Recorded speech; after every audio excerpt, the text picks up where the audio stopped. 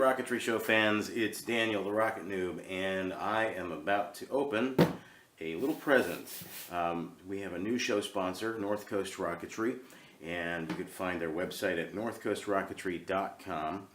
They make mid-power rockets. Actually, technically, you could fly them on a 29mm high-power motor. They've been around for a long time. They make really cool, interesting, fun kits. And their owner, Matt Steele, asked us as part of our sponsorship deal, hey, would you guys like some rockets? And we said, yes, please.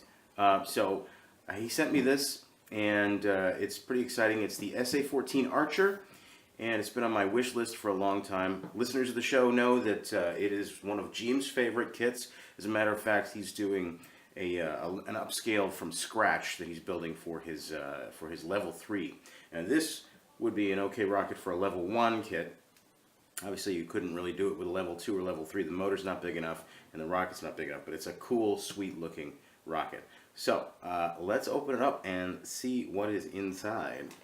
Alright, this comes in this nice big box. Alright, so the first thing we got here is this nice body tube. It's got looks like it's got two body tubes here. This is about 2.6 inches in diameter, so it's about the size of, for those of you familiar with Estes parts, BT-80 tube, except that it's a little heavier. It's got slots cut for the 4 fins that you'll be using in the kit. Alright, so that's the lower body tube. We've got an upper body tube here as well, and a coupler. Now I have read the instructions already in PDF form online, and so what's going to happen is the coupler is going to get permanently glued in here, and there is a bulkhead which will attach here, and this whole section will be a payload section.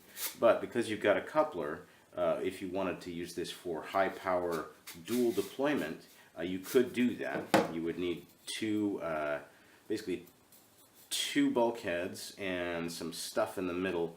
And if you're curious about that, you high power guys already know what I'm talking about, but if you're curious about what dual deployment is, there's all kinds of resources you can find online at, say, Apogee Components, or you could look up the book High Power Rocketry 2 by Mark Canepa. That's the classic reference that everyone uses when they get into HPR.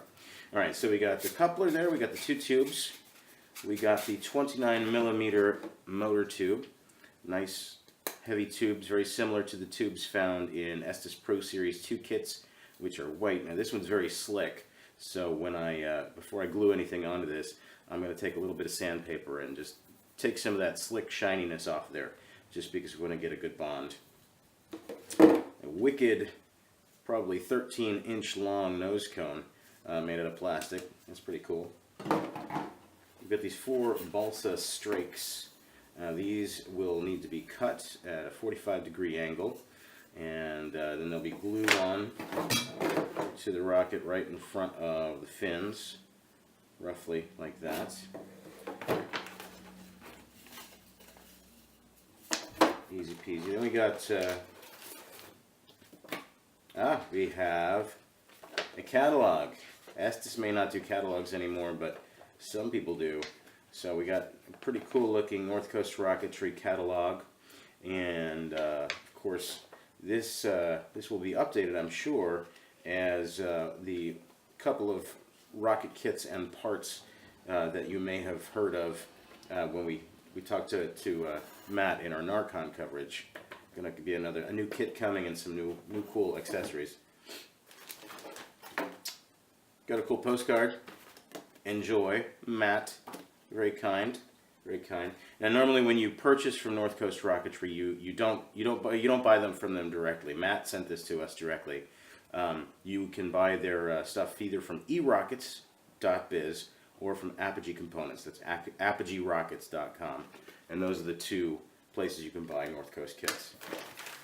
We have the all-important instructions, and this is going to be very important for me because the motor mount and the mounting of the fins is a little different on this kit than on other kits. So if you've never built, a lot of people who build a number of model rockets, they already know how to put them together. They kind of don't even bother to look at the instructions.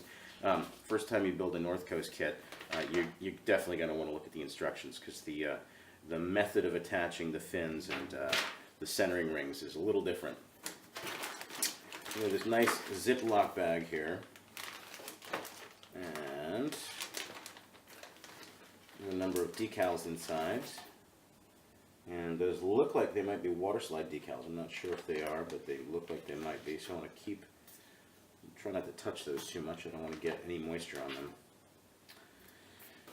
Alright, we have 4 fins here, 4 nice 1/8 inch thick plywood fins.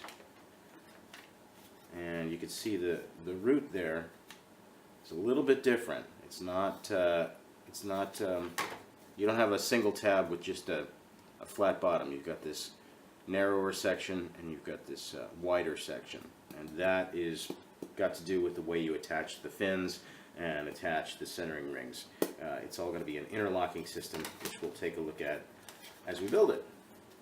Very nice. Alright, so we've got some centering rings here. We've got a couple of these notched centering rings. They look a little bit like those Estes Pro Series rings like you get with the Nike Smoke or the Dured Max. They've got these little notches, and that is going to help get the fins locked in to the centering rings. Alright, then we have this forward centering ring with a couple of holes punched through it, and those holes are going to attach to the shock cord mount, which is a metal cable shock cord mount, and that is going to be used to hold the shock cord onto the forward centering ring and keep it up a little bit away from some of the heat of the ejection charge. And of course we've got this nice braided Kevlar shock cord and what looks like it might be an elastic section. I don't really remember the instructions. If you I'm going to assume you put the elastic section. Maybe I'm wrong about that. So maybe the Kevlar part goes down toward the bottom, and the elastic section goes up to toward the top. Well, we'll see. We'll see. I may just use all Kevlar, but we'll find out. We'll find out what the instructions say. I kind of forget.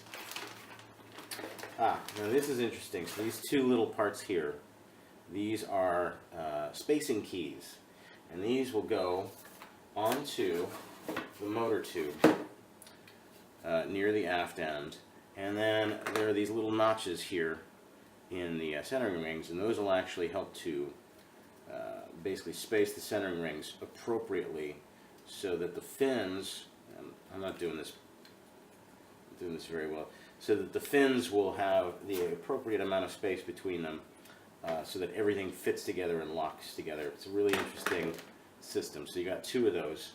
They go on either side of the motor tube.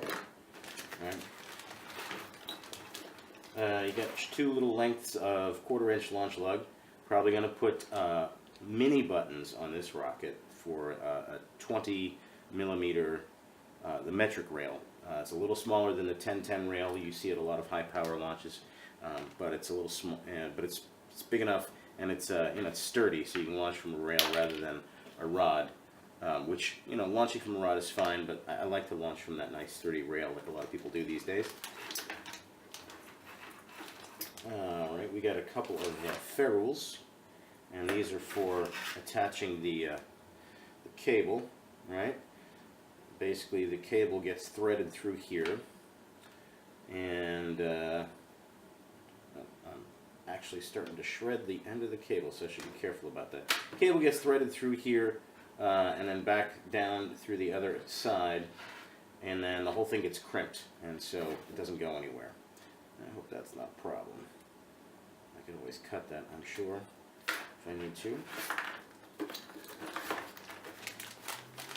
We have a little carabiner, which might be for the shock cord. I may dispense with this and go with a quick link. I don't really remember what this is for. We'll see what the instructions say. Got a couple of pieces of shrink tubing. This is, if you do any soldering, you know what this is. You basically put this over some wiring, anything where there's a bit of a frayed end you want to protect, and you slip that over there and you use a heat gun to cause it to shrink. And this is to protect the ends of the shock cord cable mount, or to protect the rocket from the sharp ends there.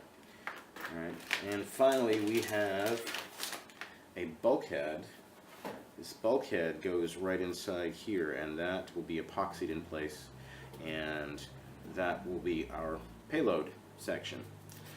Alright, of course we also have this eye bolt here, and that is for attaching the bulkhead. Alright, and that's nice tight fit there, so I'm not going to mess with that too much. Alright, so that is the SA-14 Archer. Cool kit. Thanks very much to Matt Steele for sending us this. This has been on my wish list for a long time, so I'm really looking forward to building this guy, painting it, making it look really pretty, and then trying not to lose it when I fly it. Alright, see you guys later.